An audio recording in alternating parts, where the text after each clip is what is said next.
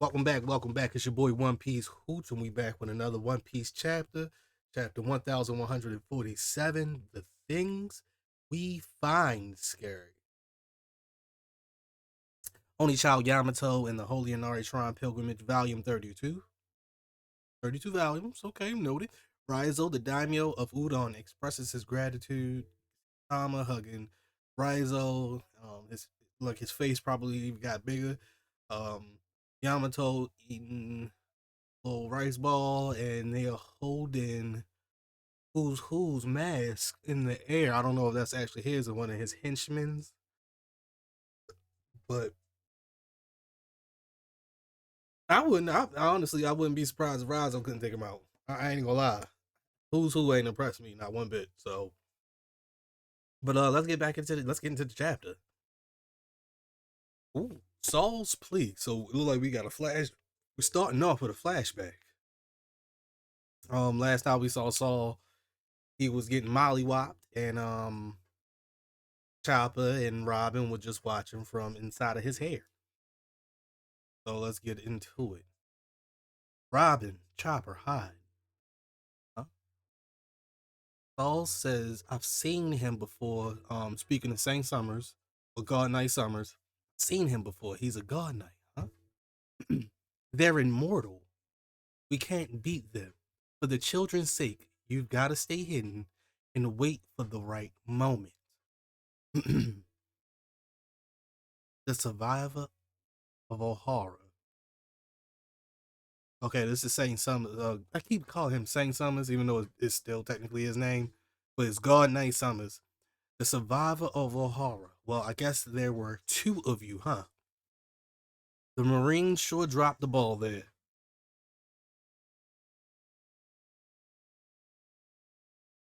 and it looks like Chopper and Robin got caught moving around in Saul's head, and it looks like Summers caught wind of it, or I don't know. But they don't actually say anything. It's just a little So maybe he's aware, maybe he's not. I don't. Who knows? Gunko, you done rounding up the straw hats. She really folded half the crew.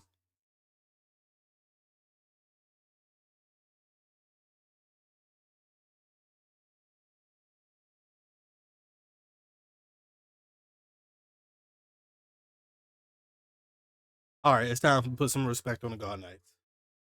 At least Gunko, because Gunko, no, this it's all respect. Let's kill him. He been going hard. Really wasn't big on some of the thorns, but Gunko like that. She did that. She did that.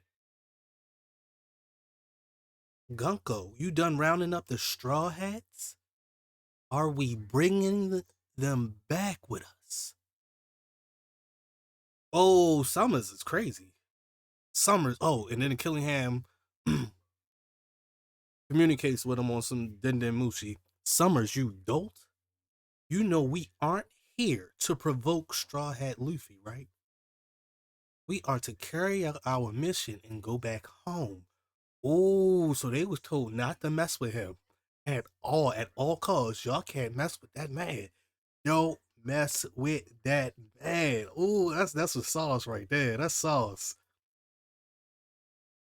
Even though I know it's like that for a lot of the Yonkos, it's just nice that Luffy is finally getting that type of respect. Like, oh yeah, y'all don't mess with him.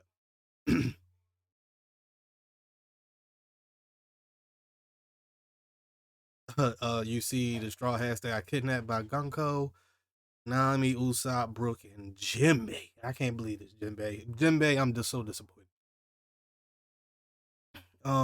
Nami screams out, "Girl, how dare they do that to Saul? And they took Colin too.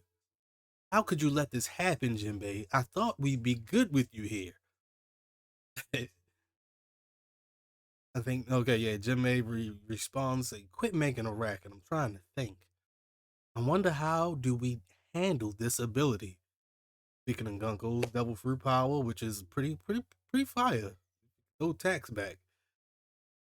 That lady is scary. I thought I was a goner. Hmm. That woman, no, it couldn't be. And that's Brooke saying it? No, it couldn't be. She's back. And Usopp screams like, ah, she's back. The zombie lady. And she got her foot on Brooke's head. Oda, this angle, bro. All right. Okay. Whatever. We gotta keep it moving. Yeah. Brooke. Damn, better break Brooke's neck the way she's stepping on the bottom of his chin. It's crazy. Brooke, huh? Oh, Brooke. Gunko, no, I don't know if that's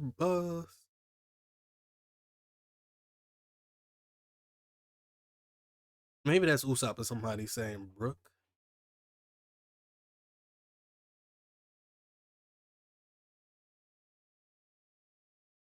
Gunko says, you there. Huh? Your life will be devoted to making music for me. You belong to me.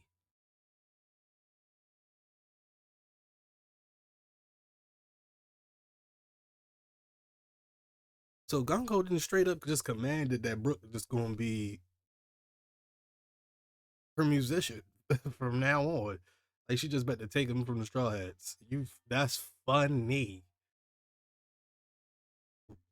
Nami responds, what the? She knows Brooks' music. No way. Oh, what the? She knows Brooks' music? No way.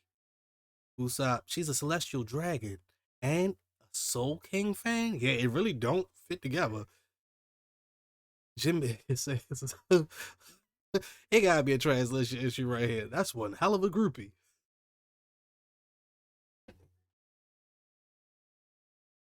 That's one hell of a groupie. All right. Ooh. Summers calls out, hey Gunko, cut that out. I'm not in the mood to pick a fight with the Emperor here either. Interesting. Interesting.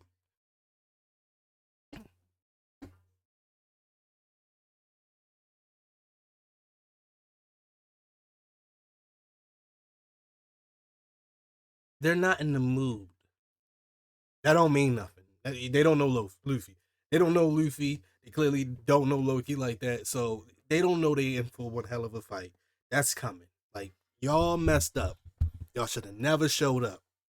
But because y'all have, it's time for Luffy to figure out how to defeat y'all with his hockey alone. I throw Zoro in there too. I think Zoro might be the only person that could defeat Gungo in his sense of direction. Like it will not affect him. I think just like Luffy was the exact like the natural opposite. I forgot what they called it. Um, how Luffy was the exact opposite of Enel. I think Zoro is the exact opposite of Gunko when it comes to direction. I honestly, because Sanchi won't be able to fight Gunko, and Gunko seemed like she really liked that. I like Zoro versus Gunko. I think we are for a hilarious fight if this is about to go down the way. Though, if the story has been written this way and Oda is just playing with us, I don't know. But Zoro versus Gunko, his sense of direction and her directional devil fruit, those two things clashing might make for probably one of the best chapters.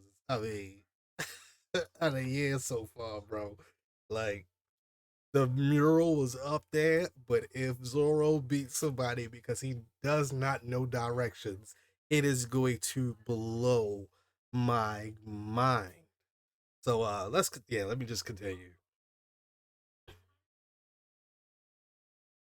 Someone say, "Hey, Gunko, cut that out. I'm not in the mood to pick a fight with the Emperor here either."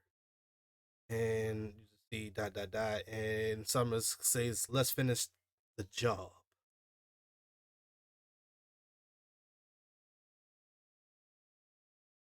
And Brooke says, "My sincerest apologies, young lady. My captain, Straw Hat Luffy, gave me a second lease on life. Since then, my loyalty has been to him alone." Dunko says, if refusal means forfeiting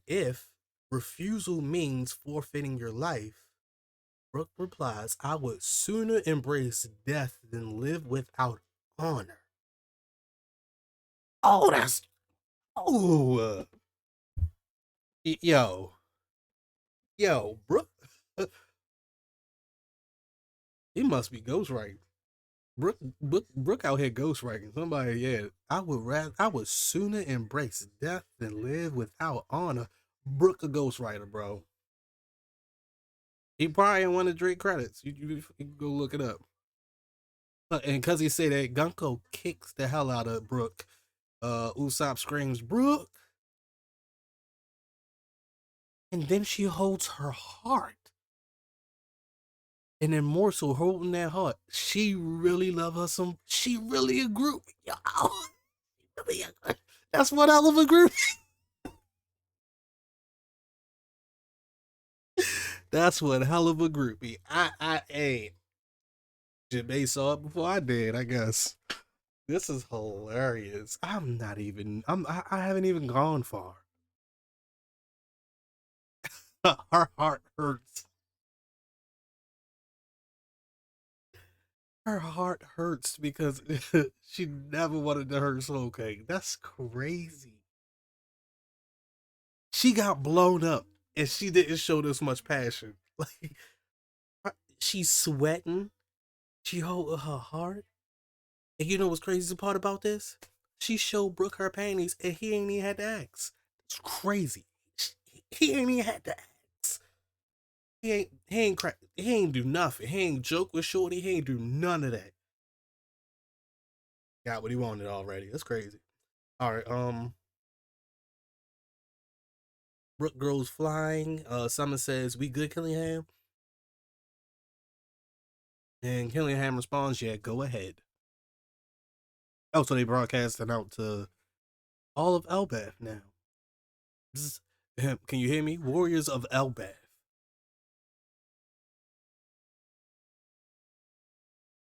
Unnamed giant says, "Who's that?" And they're surprised it's a transmission with a giant like jack o' lantern thing, or nightmare in the back. Uh, Back to the transmission.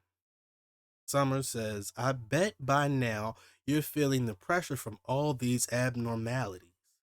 This is our handiwork. I'm the dagger of the holy knights." Mm, mm. I'm over here making up a whole story. "I'm the dagger of the Holy Land, Mary's Wall. Holy Land, Mary Joyce." I don't know the real saying. I just be going. I be flowing. Um, Summers of the God Knights.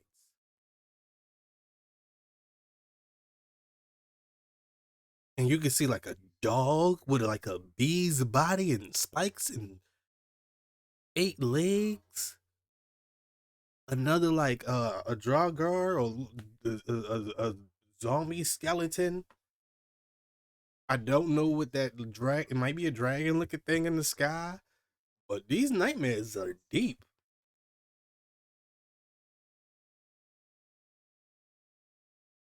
Artisan Village, Southeast Region, Realm of the Sun. Mary's voice.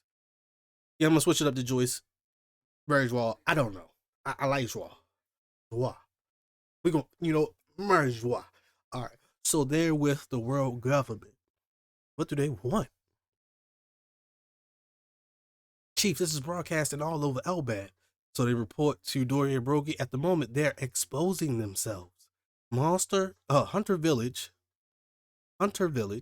Northwest region. Are the kids okay? You are probably already aware, but we are currently in the middle of kidnapping 10 children from this country. Oh yeah, and we've already taken down a certain orange bearded guy, who was trying his darndest to free them. See, and something happened to Mr. Saul. Back to the Summers. In short, you have naively assumed those brats would be kept safe, but they're still storming towards our goal. Saul! Giants are worried. Ja Rule in the back. Looking sus. It's showtime. Too bad we don't have a video feed. Do you remember the names of all the kids we had march out of here? Killingham. Oh, Killingham is asking Ange, does she remember all the names of the kids that were marched out? She says, of course. And he says, all right, then you'll inform the parents. It's about time for the children to wake up from their dreams.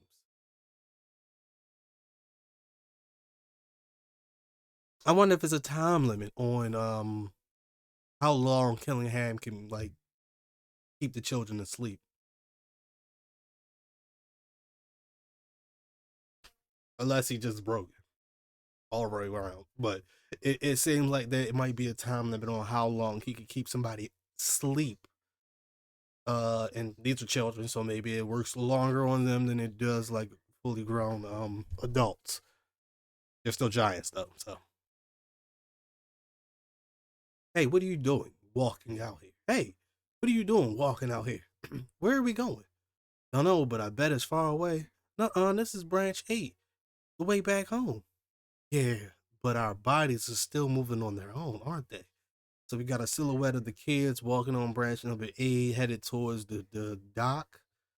And most of them are just now waking up and they're noticing they're with Colin now. So we're not going home. And the big old baby giant, baby big baby giant. I don't know his name. He looked like a giant he like a baby version of Johnny Bravo. So we're not going home, but I wanna. And kid cries out, I want my mommy. Somebody else says, I want my daddy. And Colin says, you can't see them. We've been kidnapped. And they all scream, what?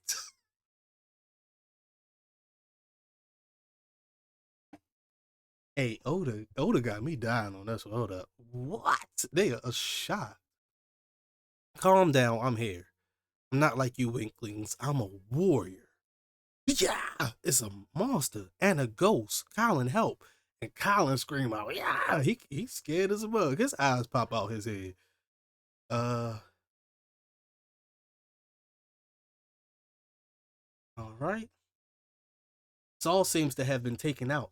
Turn back. We're going to rescue the kids. Chief's about that. The ship has sprung a leak and we've got broken oars. How can a ship that float on clouds break and spring a leak? It's interesting. I'm confused about that. Okay. And we have broken oars.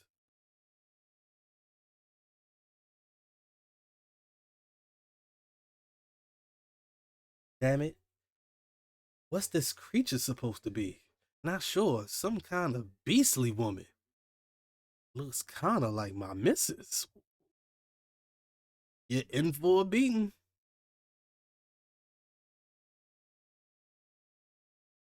Yeah, you're in for a beating. The one over there looks like my wife. Huh? Hang on. Aren't these things just the kid's fears come to life? Say, Vince, Vince. Say, Vince, your kid, right? Y'all couldn't give that boy a better name. Bence. Say, Bent's your kid, right? Yeah. So what if Bent finds scary? What if so what if Bent finds I just think this is poorly translated or worded pretty much. I'm gonna just switch it up. So what if Bent what if what if the thing Bent finds scary is his mom? Then that means they're mothers. And you can see clear silhouettes of these mothers, and there's one on the deck of the ship looking like she bet they go crazy with this ladle. Like, oh snap, and the other one that's below, literally tearing the oars off the ship. And so clearly, it's some type of leak because they can't keep progressing further. So maybe that's what they're referring to. Just probably losing those and this. Oh, never mind. It's the giant hole people are falling out of. All right. Oh, and maybe it's not a hole. They just falling off the side. Let's go with they falling off the side. Their mothers. What? Anyone would be scared of us. Anyone would be scared of. Hmm. Anyone would be scared by that. Even us. And you see Doi, Brogy, Oimo, I believe that's Kashi. They all their eyes have popped out of their head in fear of these mothers. And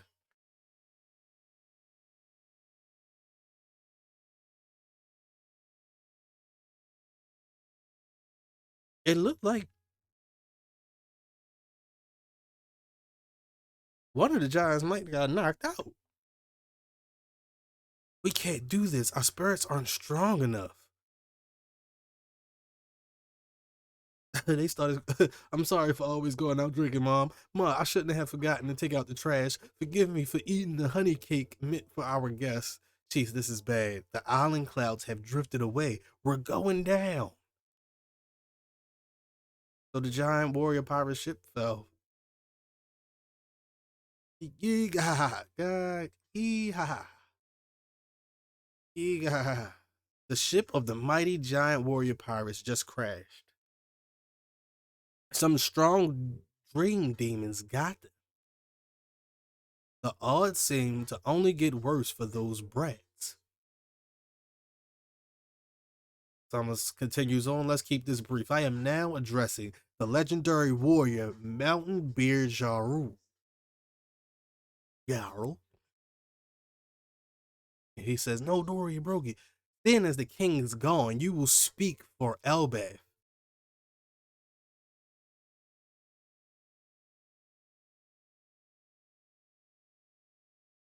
I ain't got much to say. I've been going back and forth with people about Ja Rule, Ya Rule, whatever y'all want to call him. I don't. The sword in his head is like a dead giveaway. Like to me, not to everybody else. It's a dead giveaway to me. That something is not right. And how Summers not only knew that Yarul was alive, but he also knew that Yarul could speak for all of Elbaf.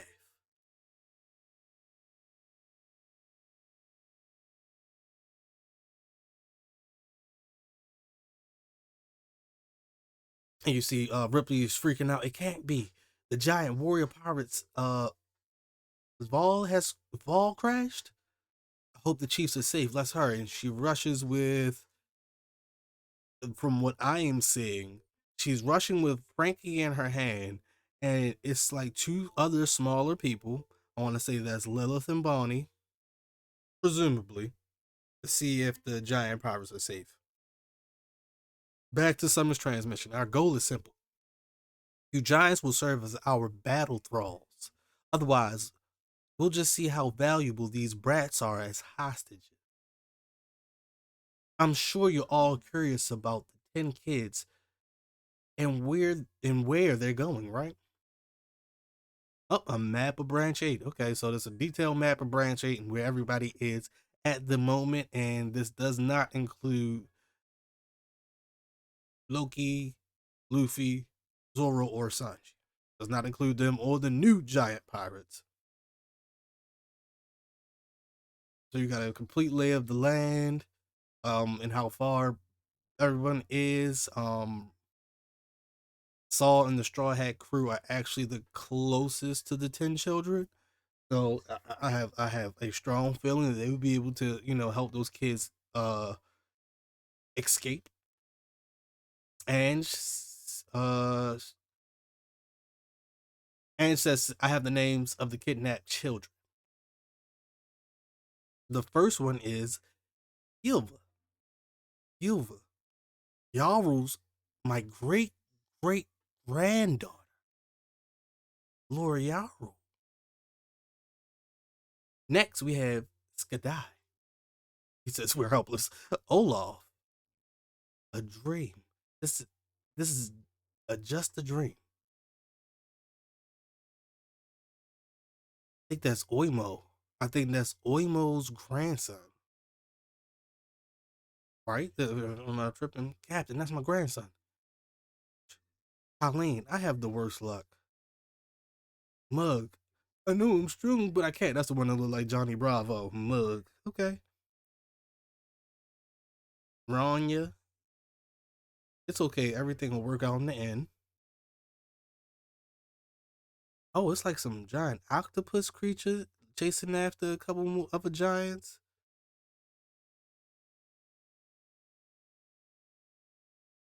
I'm not going to dig too deep into that. Um, One random giant says, "Why did it have to be my daughter? They were on branch 8, right? I'll go save her myself." You thought, bent. Mama's gonna be so mad. Hey yo, bent funny. Who Bent Father? We go scroll up. I want to see who Bent Father is again.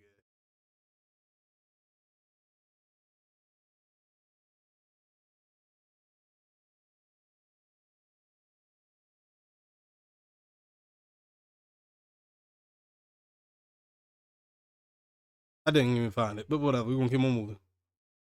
Bent Mama's gonna be so mad. Johanna, my little horns. At least you have parents. Don't let that go without being paid attention to. Because out of all of the kids so far,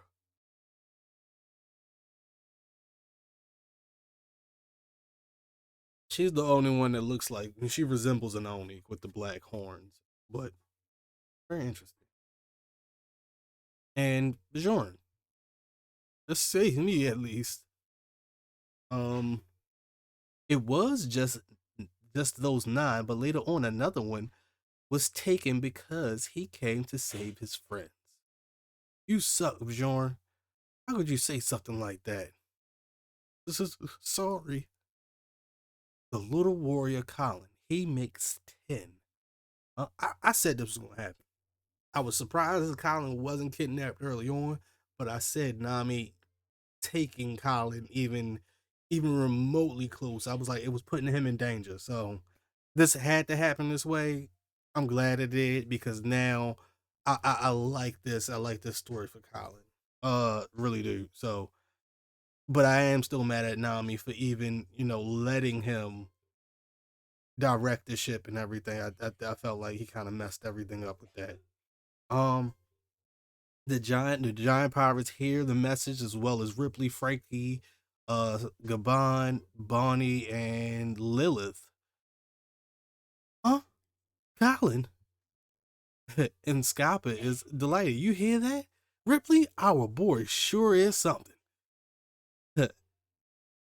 As somebody said, this isn't the time to brag. Now back to the message. Now we'll make our demands. Listen closely, Elbath. Warriors have no need for schools. They don't need libraries or their pointless history either. Set them ablaze and swear your allegiance to us. If you don't, we're gonna kill your kids off one by one. Help, save us. The hell did he just say? Oh, now Scalper hot. Scalper hot now. We know where the kids are. Let's go save them. I'll smash them to bits. So Dory, Brogy, and Scalper ready to go. And you can see Frankie kind of get up to go. He ready to fight too. And now we go back to the shady face of Summers. And he says, Elder Jarul, the choice is yours. Jarul says, mine? Please wait. That's too cruel. Oh, Anne says that through the phone. She's yelling through the phone. Don't please wait. That's too cruel. This school is a symbol of Elbaf's peace, and the library not only safeguards our long history, but also the secrets of the world that the scholars of O'Hara sacrificed their lives to protect. It doesn't just belong to Elbaf. And I'm with Summers on this. You sure are a big mouth. And shut up. They might have not even known that. Now they really gonna want to set all that on fire. Crazy. You can see Chopper try to hold Robin back, like Robin, don't do it. And oh snap! Ripley screams, "Yasan, please!" And Scalper Gaban jumps out of Ripley's hand and is literally going full speed on it. And you see a double panel of Robin Scalper. I'm not gonna let it happen. Chapter end. An unlikely duo springs into action. Oh, yo, I'm gonna have to just go ahead and just put the stocks on. I said this, dog. I said all this. I said all this stuff that has happened. I said this was going to happen. I said Nami was going to tee off against Gunko. I said that they was going to kidnap Colin, and that was going to set Scappa Gaban off. And I said they're going to be too close to Robin, Chopper, Lilith, and Barney, but now it was only Robin and Chopper. Robin getting in the mix. Demonia flew on that ass. Like it's about to go crazy. But I said a lot of this in my other shorts and my other streams and stuff. Like I said a lot of this because I kind of felt this was the direction that we needed to go to kind of raise those stakes. Now, the problem with Scalper Goodbye fighting the Guard Knights is that it comes down to stamina. It comes down to stamina. Um, which I know Scalper could do some damage. I don't know how long he can, and it doesn't seem like physical attacks are really going to do anything against these type of foes, and that's why Saul didn't want Robin to expose herself first thing, and then the kids wouldn't have anybody else to protect them. So it was a good thing that he held her back for as long as he did. But talk about you going to start killing the kids off one by one. Like, yeah, no, you better set everybody off. You better set everybody off. And um, Robin been through way too much. Robin went, she been through way too much. Um, it takes a lot for somebody to take her off to this type of level. But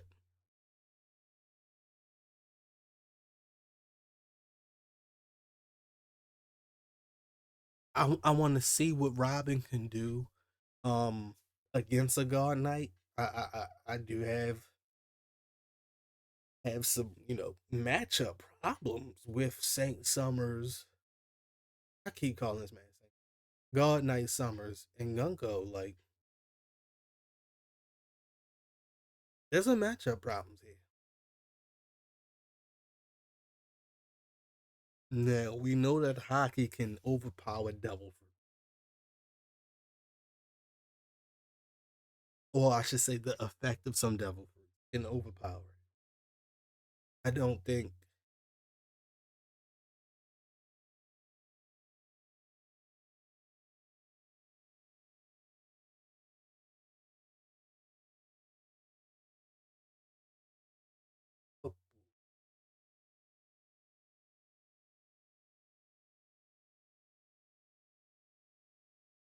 Sorry, lost my train of thought.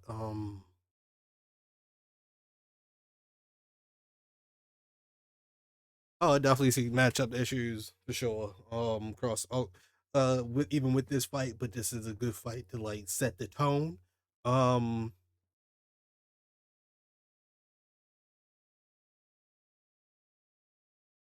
I wonder if it's going to be traditional. I wonder if it's going to be Summers against Gaban, which is way more fitting when you look at age and how long they have both been around. I would like that matchup to really see Gabon get down with clearly somebody that's close to his age, but unfortunately, they're immortal while he is not.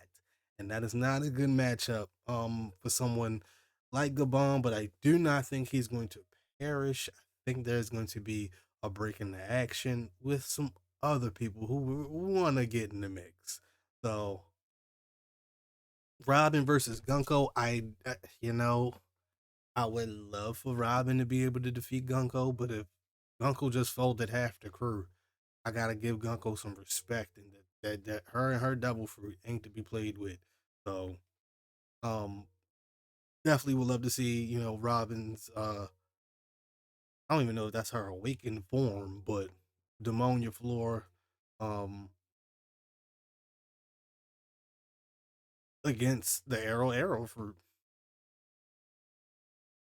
I want to see the clash. So, uh, very interested in that.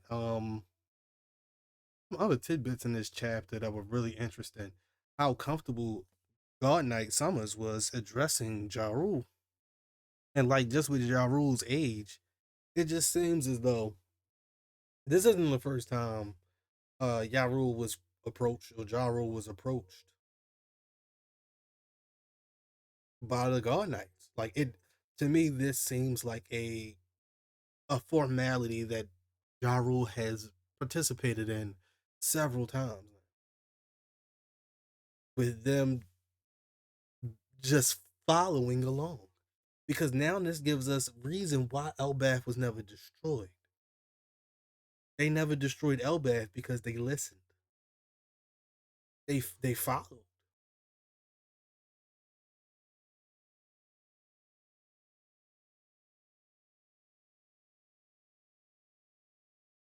So it's kind of it's crazy to think that the Giants were in cahoots with the Gorosei God Knights and world government. They were. Mother Carmel was the number one, key to that because if you remember correctly, Joe Rule wanted to kill Big Mom. He ain't care about no, he ain't care. She had just killed almost everybody. All those other little kids that she was with. She ain't almost. She did kill them all. So he wanted to kill her, and he was right to want to. But Ja Rule did not execute Big Mom because of the wishes of Mother Carmel. So Mother Carmel plays another big part in this story because Ja Rule and Joe Rule felt like they owed their lives to Carmel for saving their lives in the past.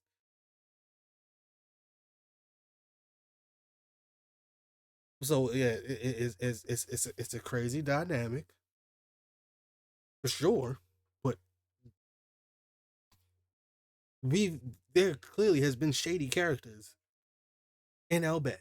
Not all of them are good, and that needs to be understood.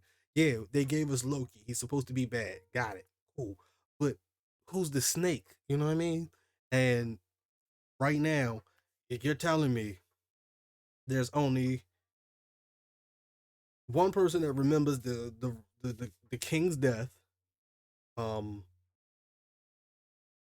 previous wars, who lived in the past era for the last 400 years, you're not sitting there telling me you was able to just get by. They know you by name, brother.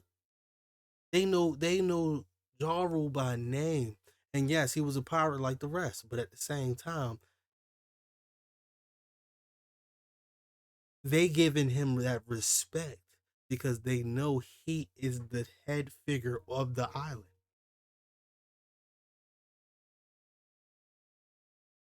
Because he's not the heir to the throne, I don't think he could ever be king. But this was close enough.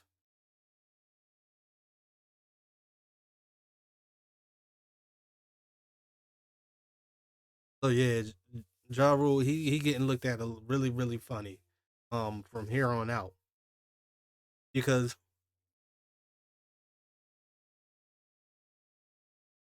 Ja Rule he's not near the action. Like I get that he's an elderly, giant, but at the same time, they kidnapped your daughter and you not up in arms. They kidnapped your granddaughter and you not up in the great granddaughter and you're not up in arms. You should be willing to give up your life to save your great granddaughters. Ilva, right? That's her name, right? Ilva, yeah. No, so maybe it's a mobility issue. If that's the route we going, you should still be ticked off enough to really like hurt somebody. So his actions are kind of weird because everybody else was ready to go to, they was ready for war once they heard that kid's name. With Jaru, like he, it's just not adding up.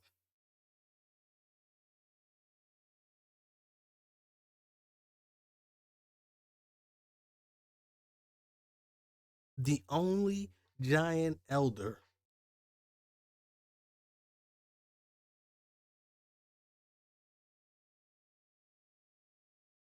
from the previous eras, unless they just didn't introduce anybody else yet. But I thought it was just him, Jaru, and Joru. So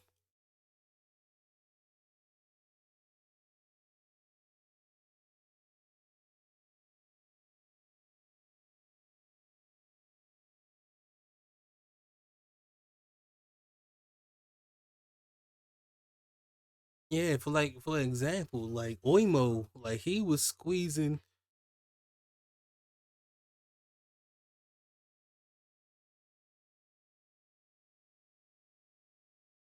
Yeah, Oimo was squeezing the hell out of Brogy because well, granddaughter or his grandson was kidnapped. Olaf,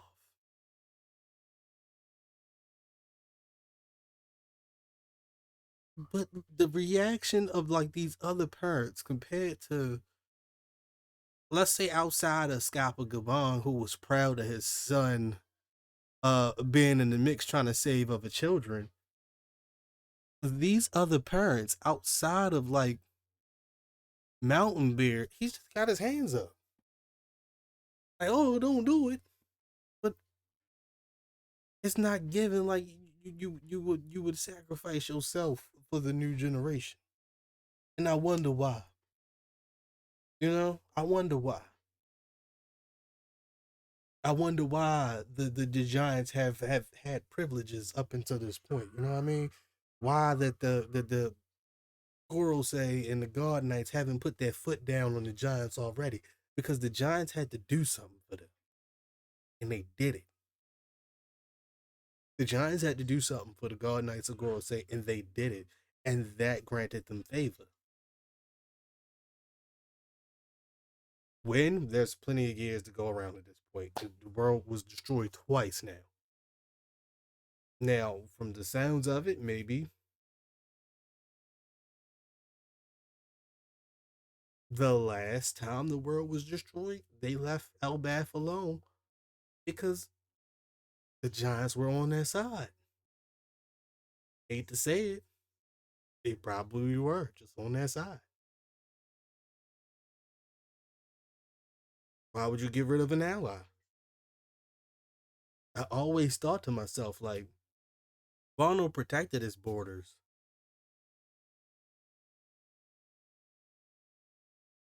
What was ever stopping anybody from just pulling up on Elbath? Um,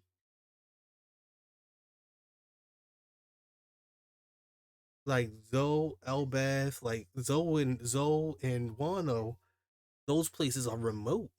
So you can't even find those places. So I understand how people were able to thrive and survive on those places. But I wasn't able to understand Elbath because I'm like, if it's Elbath, the home of the warrior giants, and like just Elbath just being the home of the giants in itself, and it's not protected. Like you can't protect it from an ancient weapon, but to me, it seems unscathed other than losing a few branches. Like It should have they seem as so much of a threat. I don't understand it now, but this does give credence to why they were okay with Caesar Clown trying to recreate giants.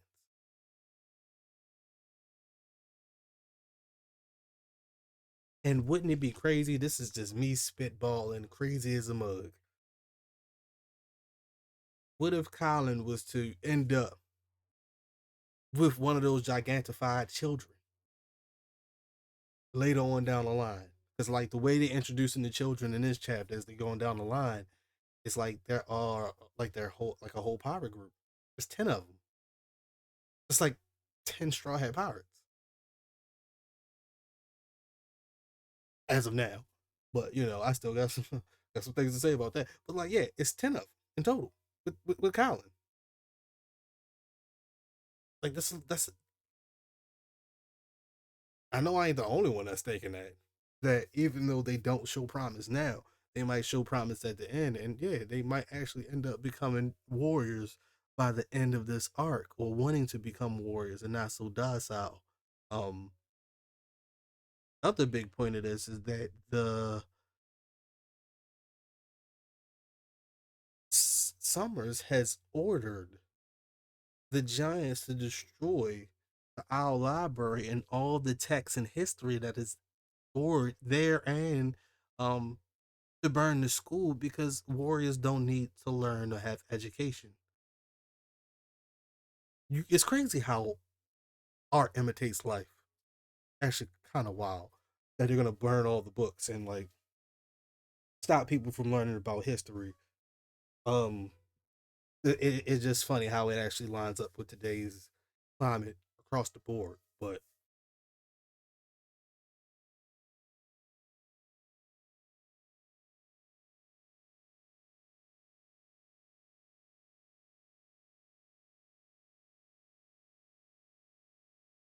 yeah, like them destroying the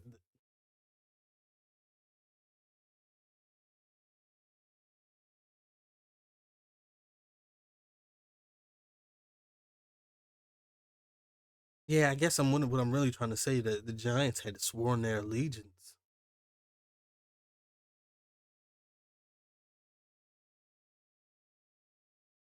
to the Celestial Dragons once before. They've done it before. So maybe that was the second world. Maybe the first. We don't know at this point, but it's definitely worth looking into. Um, I'm kind of mad at Ange for like blurting out that the scholars of O'Hara fought to protect some of the work that is in the library. I'm like, lady, if you don't shut up, like shut up. And all that time talking, you could have had the owl start flying off books. Fly the Elbath joints off first. But whatever. Whatever. It is what it is at this point. Um, we had art imitating life, getting rid of the history, burning down the schools, and warriors not needing to be educated but trained on how to be a good warrior. Um, you see that the celestial dragons and the god knights have very centered points of focus, and that their entitlement is beyond bounds. So their interactions with Luffy, Zoro, and Sanji is literally going to blow them away because they're not going to understand what they're dealing with. I feel like the Gorosei are a tougher matchup than I want to say the God Knights are. And that's why this altercation is taking place with the Monster Trio away. Because with the Monster Trio there, I feel like half of this doesn't even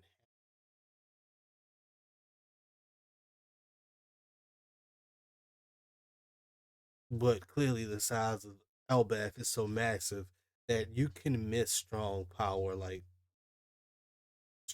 sources on the island, or people with strong hockey on the island.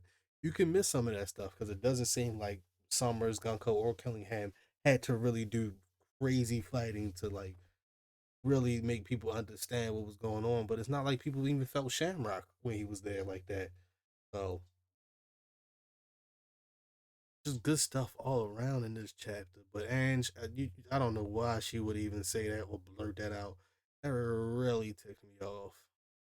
And oh yeah, the Gunko being a groupie of Brooke, like hurting Brooke like that, or hearing Brooke say that he would rather die than surrender his honor. What was it? I gotta read it again. Brooke said, "I would sooner embrace death than live without honor." The line was so cold. Gunko started hurting for the first time. That's how cold the line was. He ghostwriting. He might ghostwrite for K Dot. I don't know. Somebody on OVO said so. I don't know. Somebody else said he on some Drake credits. I don't know. 6 6 6 6. I don't know. I don't know. All I know is that bar was like that. All right. But yeah, no, it's the fact that Gunko is aware and has been a fan of a Straw Hat this entire time. I think that's the more surprising part of it all. That not only did she know it was Brooke, that it was Soul King, and that there was no way he was going to pledge his allegiance to her. It's still like some. She has pain. She feels for Brooke. She she is a like Jinbei said. That's one hell of a groupie. Jinbei said it. That's one hell of a groupie. A celestial dragon, Soul King fan.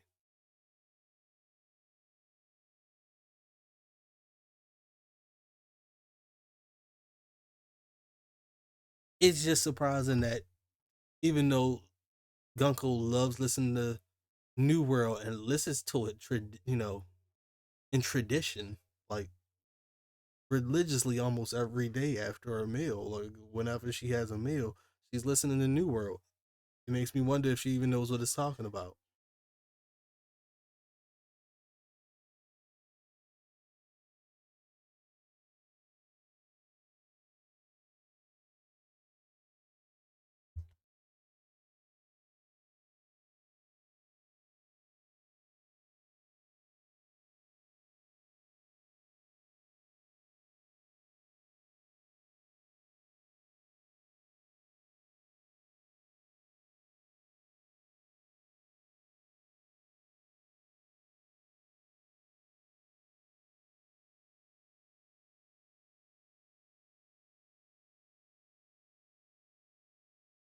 Yeah, the whole Brooke situation is crazy.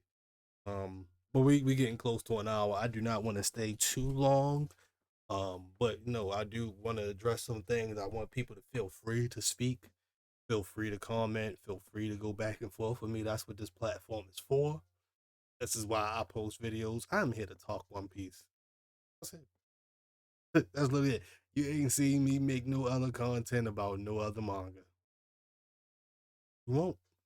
Not no time soon. I'm not trying to jump around, but One Piece is it. And I got on this, I'm doing this so I can open up these conversations for people and talk to people so we can spit ideas back and forth. I'm not sitting here saying that I'm right about everything. That's not what I do this for. I do this to be able to speak about something I love. That's it. So, um, yeah.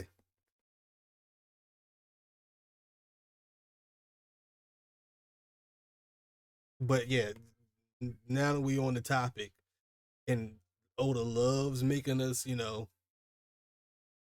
Oda loves making sure that we are given details sparingly at different parts and times. And this is why we haven't gone back to the land of the dead, because we didn't get the finished story of what Loki was hinting to Harden about him not really killing their father in cold blood, like everyone is saying that he did. Because it is the easier story. But the bigger picture isn't the easy story. So Loki is a lot smarter than he lets on. Sometimes you do have to play the villain for the sake of everyone else. Um, but yes, I do believe, and this is just me personally right now, that there was a hit ordered on King Harold for disobeying the celestial dragons, and in his defiance, he cut off his own horns.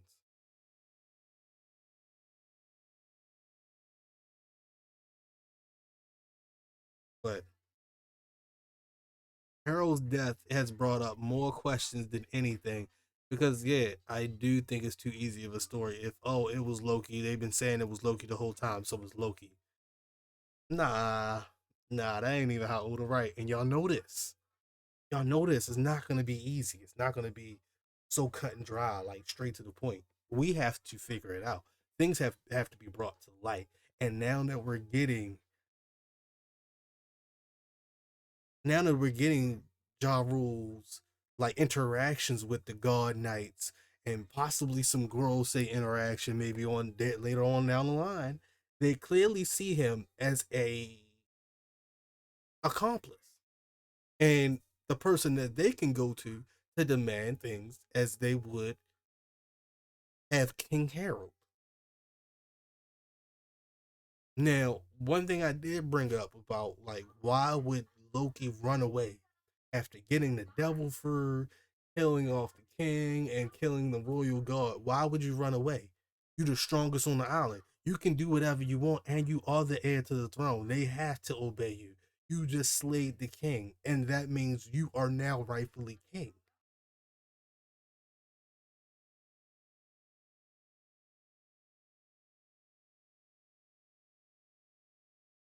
So it's just weird. It's a very, very weird dynamic that you would leave this island after you technically conquered it. In my eyes, Loki conquered this island once he killed King Harold. So why leave? Because now I want people to remember during this time, Dory and Brogy were not on the island. They were busy fighting each other. They weren't even worried about what was going on in Outback. Oimo and Kashi, they were away. They were in this lobby. They weren't there. So at the time of King Harold's death, the way the landscape looks is that Loki was the strongest giant on the island. So you're telling me he killed King Harold and fled? It's it doesn't add up. And yes, he probably did fight Shanks. But if all things turn out the way we believe that him fighting Shanks went, Shanks fought him to become more than just a pirate, to gain some status. He didn't just do it for fun or kicks and giggles, or maybe he did it for the bounty. You know what I mean? Maybe he did it to gain favor with the Giants. All of these things can be true, but it's not as easy as we want to make it seem. So I can't wait till we get back to the land of the dead and take a break from what's going on, because this time we've taken away the top fighters. And sorry, I gotta exclude Jinbei now because he got folded. The top fighters are away from the action. Of course, this seems like it's easy to the God Knights right now. They're not even fighting the Straw Hat top brass. So lucky for them. Honestly, lucky for them.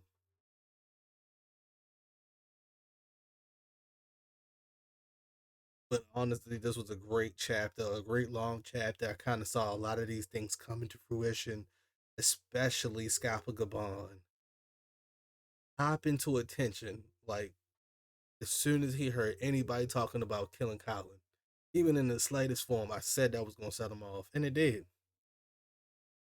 So Happy to see that happen. Happy to see him spark up like that. And I'm happy to see Robin, you know, demanding attention from people this high up in the Celestial Dragons, the people who ridiculed her and had turned her life into a living hell, no matter where she went.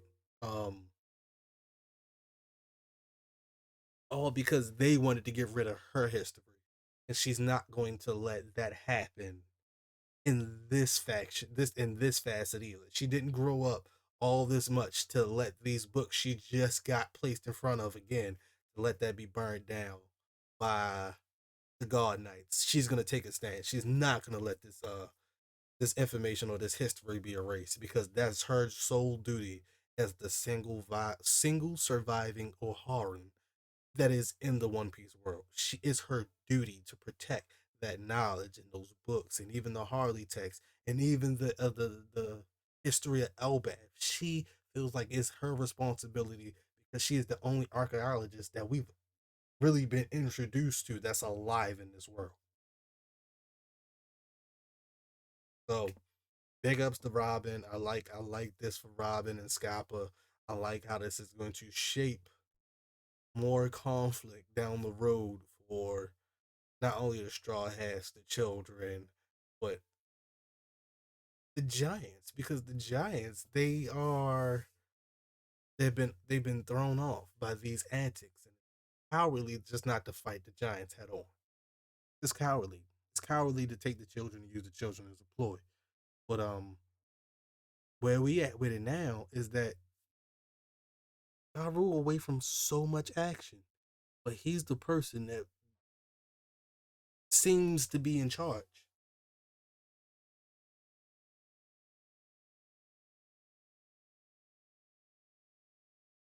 So I see two potential things going on, but I don't really see a way for it to happen the way they want it to. So we already know fires are really dangerous on Elbaf because it's one big old giant tree. But in order for anybody to follow the God Knight's orders, they'll have to pass the 10 children. Like just based on the map, they'll have to pass by the 10 children to get to the school to set it ablaze, unless somebody's going to fire an arrow or whatever across miles and miles of tree.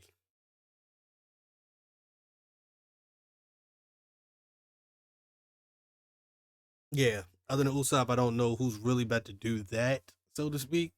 But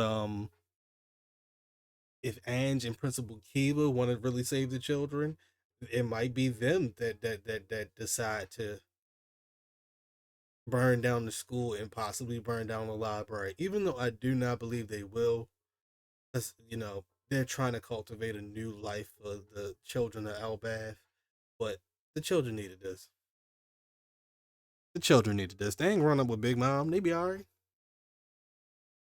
Yeah, they ain't growing up. Yeah, no, they'd be alright. They'd be okay. But where we are at now, there's no way.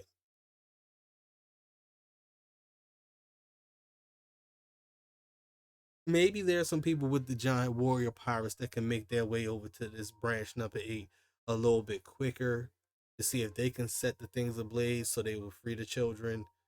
But the move is so cowardly by the God Knights. I truly don't believe that they will fold over antics like this. And it's not them. This is not them.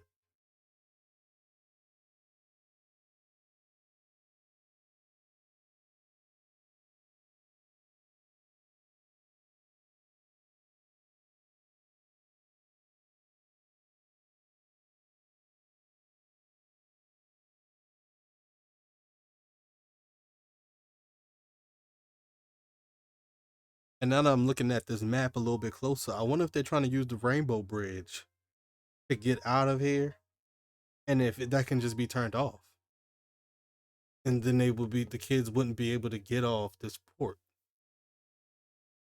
Well, never mind. Maybe there's a way for Gunko to control her arrows to directionally send things. So maybe not. Maybe she has that kind of power to make that happen. or Killingham just uses one of the nightmares to help them fly down. Oh yeah, there was one little last thing. Yeah, it was the one girl who didn't have parents. The one girl that was in these new giant pirates, and she has no. She says she doesn't have parents, and I kind of find that very odd because your parents should be on this island, right? If you're a giant, right? Like, where did she come from?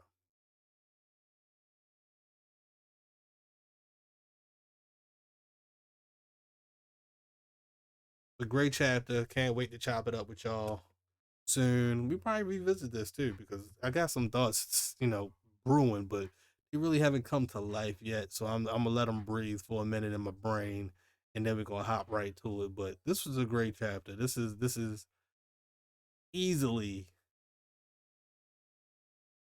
I'm gonna go 8.5. I ain't gonna give it the 9. I'm gonna try to save 9 for next chapter, depending on what they give us, because now we're at a point where they're trying to initiate something. And to me, this is when I feel like Oda is going to be like, oh, I'm going to take y'all back to the land of the dead now.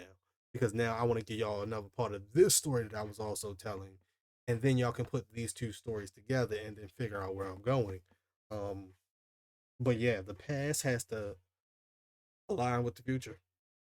So whatever Loki has been holding on to for the last 15 years has to come to light. And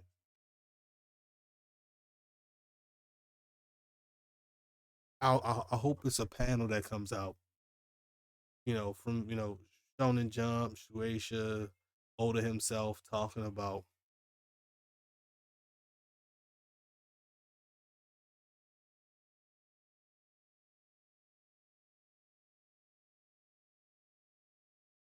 how to like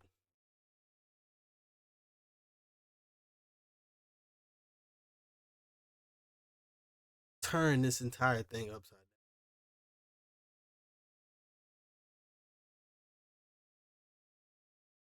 down. Yeah, I'm gonna just have to let that breathe because clearly to me, Oda is up to something, and I think it's completely fire and completely appropriate for what they're gonna do on Elbaf. Um, the idea of Ragnarok, I do like that. At the same time, I don't like the idea of letting this, being people that are responsible for getting this tree destroyed. I don't want that. And it doesn't look like the government wants that either. They do not want to bomb Elbaf. They don't want to do anything other than send guard knights and make sure that they're following their orders. So that's a tough feat in itself. It's tough for anybody. Um, but yeah, can't wait till next chapter. Thank y'all for tuning in. This has been great. Um, and yes, confirmation after confirmation. Probably gonna do another video on those because it feel good. All right, I'll let you boy.